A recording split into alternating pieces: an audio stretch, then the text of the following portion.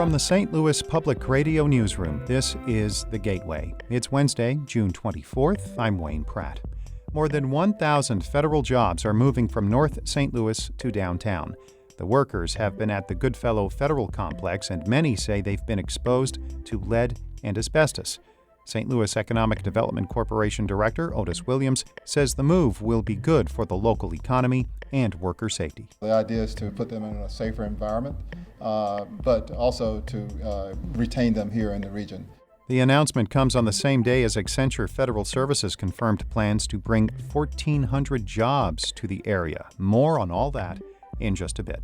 Also, St. Louis Public Radio's Jonathan Ahl reports on how the pandemic has prompted more people in Missouri to try hunting.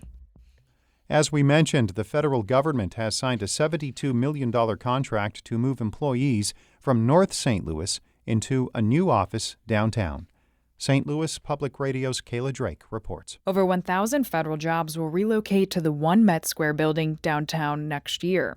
St. Louis Mayor Lyda Krewson says the 20-year lease is a sign the city's economy is starting to pick back up. This additional 1,000 jobs will make a big difference to restaurants, to parking revenues, to the activity and the energy that's on the streets of downtown, which is so very important. About 2,000 employees currently work at the Goodfellow Federal Complex in North City. Most are employed by the U.S. Department of Agriculture. Last year, a federal inspection found high levels of lead and asbestos in the building. The move has earned bipartisan praise from Democratic Congressman Lacey Clay and Republican Senators Roy Blunt and Josh Hawley. I'm Kayla Drake, St. Louis Public Radio. In another significant job announcement for the region, Accenture Federal Services has confirmed plans to bring 1,400 new jobs to the area over the next 5 years. That includes hiring 200 people in the first year to work at a new town and country office. Parent company, Accenture, based in Ireland, already has an office in the Cortex Innovation District. The Missouri Supreme Court has kept alive a lawsuit that seeks to allow any voter to use an absentee ballot because of the pandemic. Dan Margulies reports. The court sent the case back to the judge who dismissed it after finding that groups including the League of Women Voters and the NAACP had a right to challenge the constitutionality of the state's voting law. Missouri's law currently allows use of an absentee ballot only if voters provide an excuse for why they can't vote in person, and those voters need to get their absentee ballots notarized before they return them by mail. The challengers say no one should be forced to risk their health and leave their homes in the midst of the COVID-19 pandemic. The ruling doesn't mean they'll prevail, only that the judge must now reconsider their arguments. I'm Dan Margulies. The St. Louis Board of Aldermen will soon be at full membership for the first time since late February. Dwindlin Evans and Vicki Grass, both Democrats, won special elections yesterday to fill vacant seats. Evans was the only candidate to replace 4th Ward Alderman Sam Moore, who died February 25th. Grass beat Republican Craig Westbrook for the 12th Ward seat, which opened up with the March resignation of Larry Arnowitz. The Cardinals will be playing baseball this summer after all. Of course, the Major League Baseball season has been in doubt all year because of the pandemic, but now the Players Association says it will comply with a 60-game season. Players will report for spring training July 1st, 1 week from today, and the training for the Cardinals is expected to be at Busch Stadium. The season will begin July 23rd or 24th.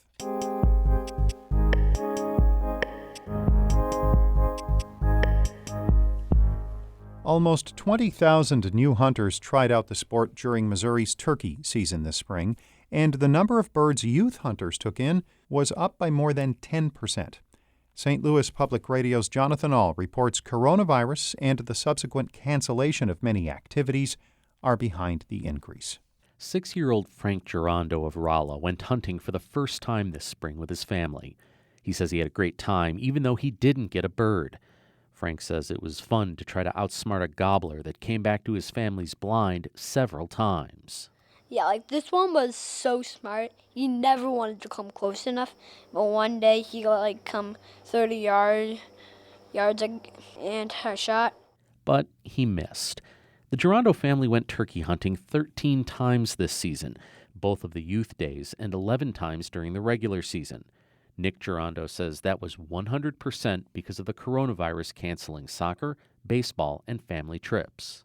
With sports and other things going on, we probably maybe would have got out one day at the most this year, the way planning was going with family events. So, we got out a lot more than we normally would have because of the pandemic. The hours and hours spent in the blind were good for the family of four. Jen Girondo says in a lot of ways it was better family time than what they would have been doing if not for the pandemic. When they're playing sports, they're out with the coach, they're out, and we're kind of on the sidelines just watching and cheering. So for us, it was neat to get to be there to be their coach, I guess, kind of through hunting. The Girondos are part of the increase in turkey hunting Missouri saw this year, as outdoor activities were among the few things that could go on during stay-at-home orders and social distancing. Hunting proponents are welcoming the numbers as a sign that the state could see an increase in hunting after a decade of declines. Eric Edwards is the Education Outreach Coordinator for the Missouri Department of Conservation. He says it's great that more people tried hunting, but is concerned the increase won't hold up at these levels once people can go back to their regularly scheduled activities. Honestly, I think a lot of it had to do that, yes, people just had considerable amounts of free time on their hands this year, and we probably won't see these numbers again unless something like this happens again, but it would sure be nice if we could keep these numbers.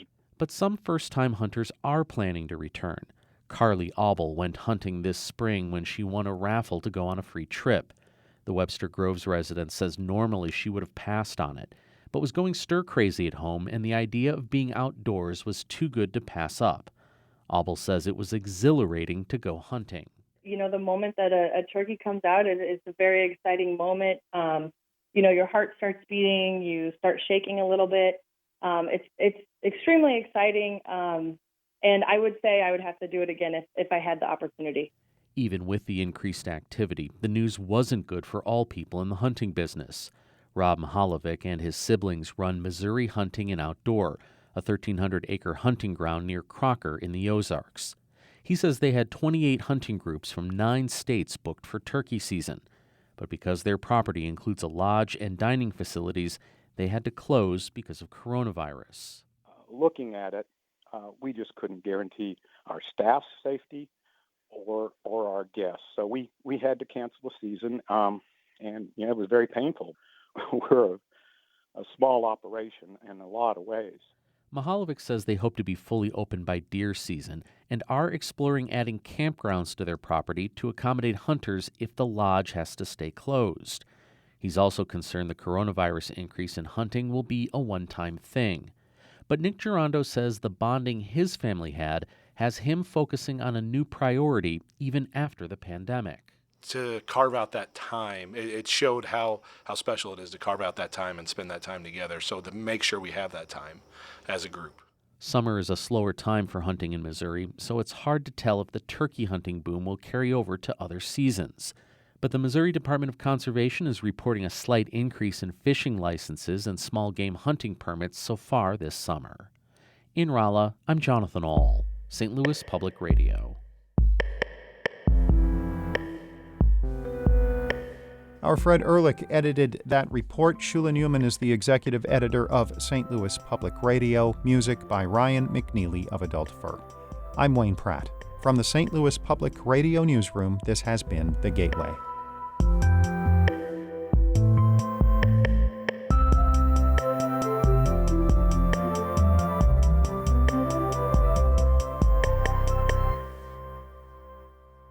Support comes from the Missouri Forest Products Association, providing more than 41,000 jobs in the production of wood pallets, railroad ties, white oak barrels, hardwood floors, and more. Details at choosewood.com.